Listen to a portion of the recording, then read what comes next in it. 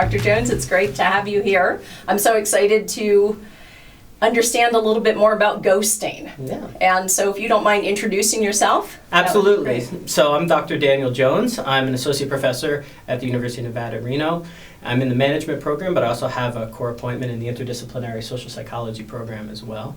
And I spent most of my time studying personality and social psychology. Okay, great. And I'm an executive recruiter with the Applied Companies, otherwise known as TAC, and very interested in hearing about Dr. Jones's research and how he can help me with candidates and applicants. Talk to me a little bit about what causes people to ghost, if you don't mind. Of course. So we did a series of questionnaires and surveys, and we narrowed down the scope through a series of analyses to five to six major factors that is driving ghosting behavior in applicants. One of the first ones has to do with firm reputation. So organizations that have either been perceived to commit some sort of offense or not treat their employees well or have a bad reputation, whether that is based in reality or not, we know sometimes in the court of public opinion, whether or not you're innocent doesn't matter in these circles. So we find that some form of firm consequence or firm reputation can affect ghosting behavior. So that's one. Another factor has to do with the job fit and the perceived quality of the job. So individuals who feel that the job is a dime a dozen or less prestigious or somehow disappointing in whether it was the offer or what they think they'll be doing, or they looked up the job and realized that the salary range may not be what they were expecting, also is a causal factor behind ghosting. Another factor has to do with an individual's personality. So individuals who are either anxious, socially awkward, withdrawn from social interactions tend to find a lot of discomfort, as we had mentioned before, about going forward with saying, hey, look, I found another offer and things like that. So that tends to be another factor. One that I don't really want to say is too common, I hope is not too common, but has to do with my area of expertise, which happens to do with integrity. So we find traits like what we refer to in my literature as the dark triad, as creepy as it's sounding, Machiavellianism, psychopathy, and narcissism. Individuals who tend to be callous and manipulative or dishonest, lack integrity, they ghost. As a small fraction of individuals actually fit any of those categories, but an overall sense of no concern about the costs they're inflicting on the organization or the people that they're inconveniencing as a disposition, of course, will lead to ghosting. And there are life circumstances beyond these other factors. Individuals do actually get into car accidents and have computers that crash. Yeah. As rare as those events may be, those things do happen as well. And so those are a factor for, and then people may feel awkward if they miss an interview and things like that. So all of these factors are also not mutually exclusive. So you could have an individual who has a circumstance come up, but then the social anxiety kicks in that they legitimately had a car accident or were at some issue with their computer, but then their social anxiety kicks in and, oh my God, I'm going to get, roasted or yelled at, or this is going to be super awkward to say, hey, I'm sorry about yesterday. So they just forget about it, leave it alone. Right. And so these factors can work in tandem sometimes to create, super awkward feelings and encounters of just disappearing. Yeah. So I know you've done a lot of research around that, right? So aside from the factors that you found, what else have you found in your research? So one of the things that we're investigating right now is looking at degrees of ghosting. And so one of the things that we're really interested in looking at is the cost that's being inflicted upon the organization and the different stages at which ghosting occurs. So as we were talking about prior to this interview, individuals who ghost when they say, yes, I'm interested in that job, okay, let's set up an interview, and then there's silence. While that is not as costly to the organization, the ghosting happens early, it is still incredibly annoying because you're left in this awkward limbo situation, right? But as the time goes on, the ghosting does tend to become more costly. So one of the most costly events that we've noticed is either at the interview stage where the individual doesn't show up for a prepared interviewer, or the first day of work, where the individual has officially been offered the position, has accepted the position, and then there is no show at the first day of the job. Those are, it's almost like a curve, right? Where those are the most costly situations where ghosting really leaves a company and an organization in an awkward spot. There is also partial ghosting in terms of looking at individuals who maybe missed the particular interview date but calls within a day or two and explains their situation, or an individual who mismanaged their time and was supposed to be at an interview location at 3:30, shows up at 4:45 or not at all, but calls and says, hey, you know, I'm sorry I missed it. Those aren't full ghosting situations. Those are partial. And so, of course, there are employees who are fully employed and have been working at a job for a period of time and then stop going and create radio silence with their worker or their employer. But that's much more rare. We're talking about the interview or the first day of work.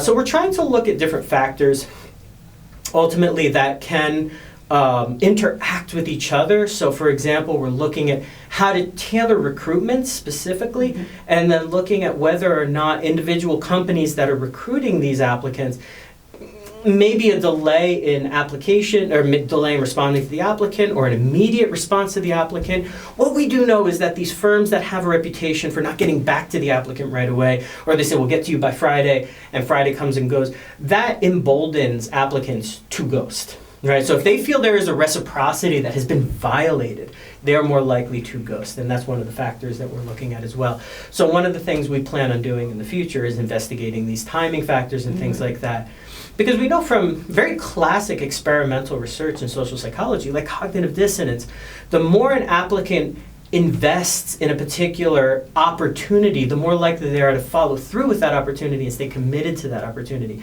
But the more hurdles you put in front of an applicant's way, the more likely they are at any given time to tap out of the sequence. Of course.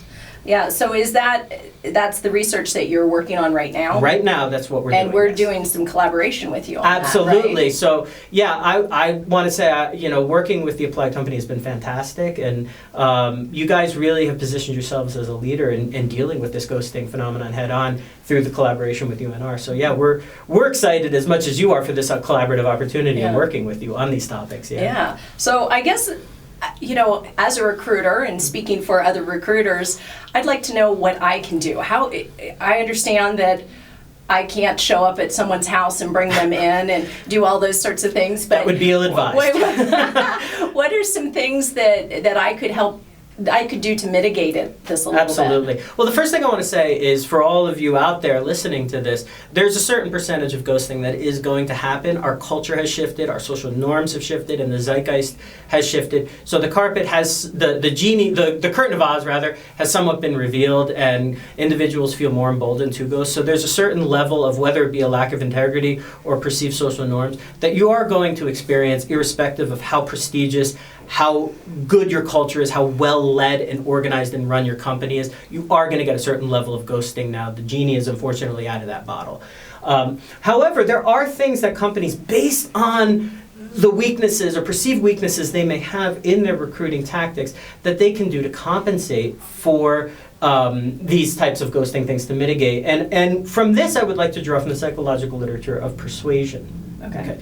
So Robert Cialdini, who is a world-renowned expert in persuasion, argues that there are about 6 basic tactics individuals can use to try to persuade somebody to engage in a course of action. And of course, when I teach this class, I make them all take a vow that they are going to use this only for the forces of good and not for manipulative or malicious purposes. But the tactics are reciprocity, authority, social proof, conformity, liking, and scarcity. Let me walk you through these and how they can compensate for these different perceived, or whether real or not, compromised situations organizations may find themselves in. So the one I want to emphasize the most is scarcity.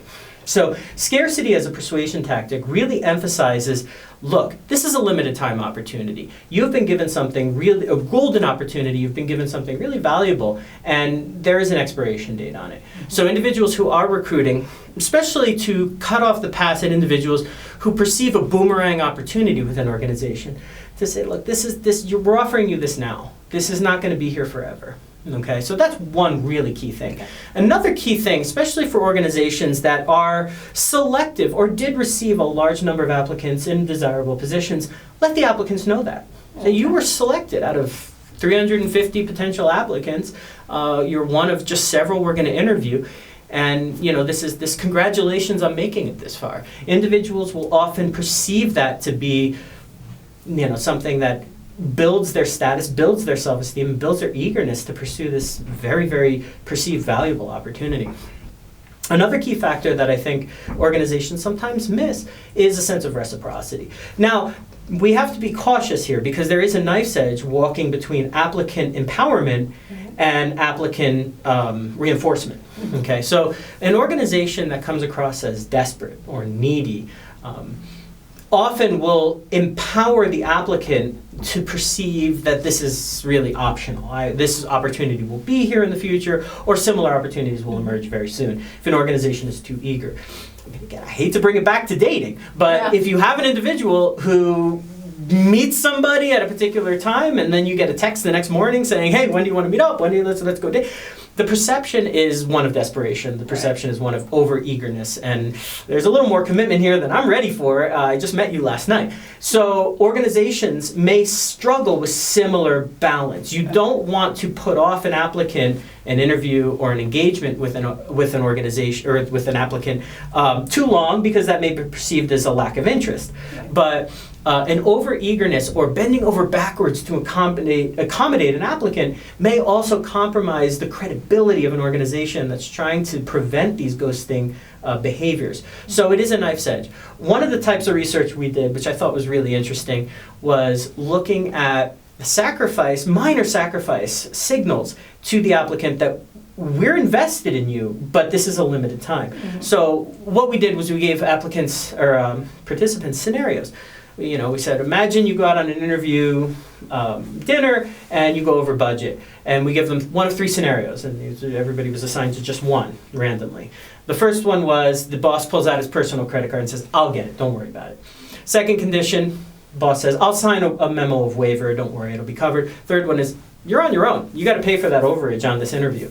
And we found that all three conditions were different, but the best condition for people saying, I'm going to be committed to this job, I have plans to stay, if I got this job, I would be eager to continue with it, was the first condition, where the boss took a small sacrifice to cover the employee. That personal touch very often, as a norm of reciprocity, like we mentioned, can sometimes give applicants like, wow, they really do want me here. But again, it is a knife's edge, where you don't want to be calling applicants and begging them to come to the interview. If they don't show up. Right. So showing an applicant that they are valued it's a tremendous tool, but overvalued can definitely backfire and work against you. Okay. Are there other factors that can contribute to ghosting, or?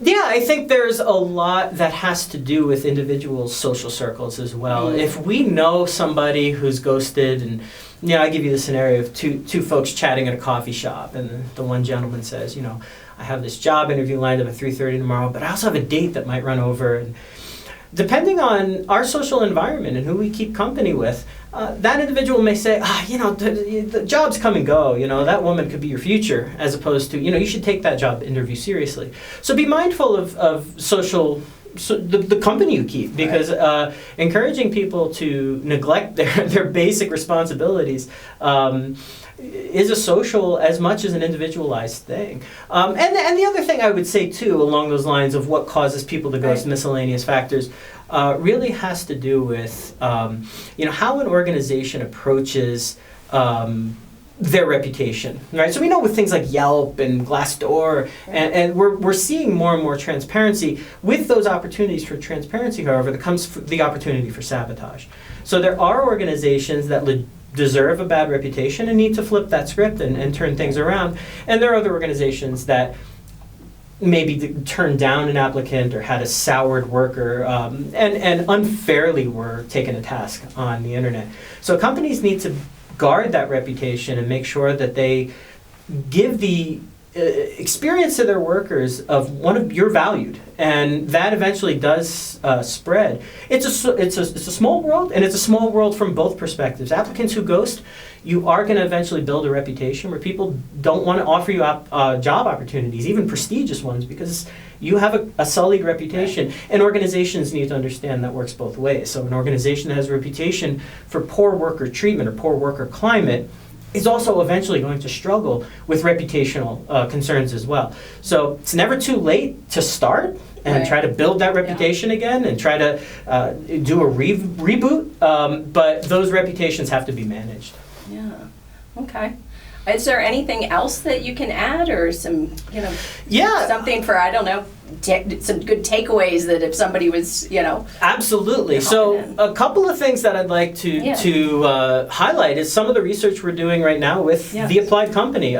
We are very interested in working with organizations, especially with the Applied Company, but beyond. We're very interested in working with organizations who are struggling with these things right now, coming up with tailored solutions, and our research is evidence-based, and so we are not just flying blind or shooting from the hip. We are actually conducting rigorous empirical research to come up with evidence-based solutions, novel solutions, because our background, the researchers, our team at UNR, I'm from social psychology, my collaborators from industrial organizational psychology, we work with management people. So we have quite an eclectic group of intellectuals behind this research. So we're coming up with a little more creative solutions than I think the average consultant has. And then the other thing that I would say definitely is, let's start talking about how to recruit in a way that is fair and balanced. Not only that we're giving these applicants the due respect they deserve, but we're not compromising credibility for doing it. And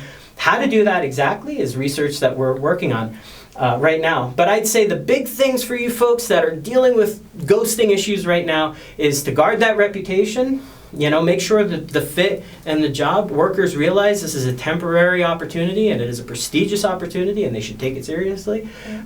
Be patient with first-time ghosters, because lightning does strike, often not in the same place, but it will strike once at some point. So patience with somebody who may have ghosted you once, especially if they get in touch with you shortly thereafter the missed appointment. I can vouch for the fact that I have missed critical appointments because of car accidents or child being sick or emergencies. So these things do happen. And then the other thing I'd say is make the applicant comfortable. Without bending over backwards, right? So that means, look, you can tell me what you need to tell me. This is an open communication. We want this to fit to be good for you, not just for us. And keeping those lines of communication open will oftentimes diffuse the tension that an applicant may feel, such that they just are not comfortable reaching out anymore and letting you know that they have another offer or that things have come up. So open lines of communication is saying, look, if at any time you have new information about your application that you need to share with us, please do keep us apprised of that, so that the organization and the applicant don't experience surprises that they can't share with the other person, right? So inviting that phone call, inviting that check-in with me if you Please haven't check heard in with from me me. if you haven't heard with me. Check in with me if you haven't heard from me. And likewise, if your situation changes such that we need to make adjustments, please do keep me apprised of that as well. Because a lot of times applicants falsely believe that if they have another job, this is going to create angst and anger. And no, what creates the angst is not hearing from you, not necessarily you telling us that you found another offer. Correct. Yeah. Thank you for that. I appreciate it. I think that those are some great insights into ghosting. Helps me a lot. I'm sure it's going to help our listeners, our watchers and listeners a lot as well, to know what they can do and to understand it a little bit better. And, how would you like to, what final takeaway would be good to have here? I think the key with anything is to just try new things. Contact us, contact, the researchers at UNR, research team, or the Applied Company. We are truly, I believe, at the cutting edge of trying to cut off this ghosting issue, at least minimize it and manage it. So I would say, be resourceful, be proactive about the ghosting issue. Don't, complaining into the wind isn't going to get us anywhere. So let's be proactive about coming up with some really empirically derived evidence-based solutions. Great. Well, thank you, Dr. Jones. I appreciate you being here. Thank you.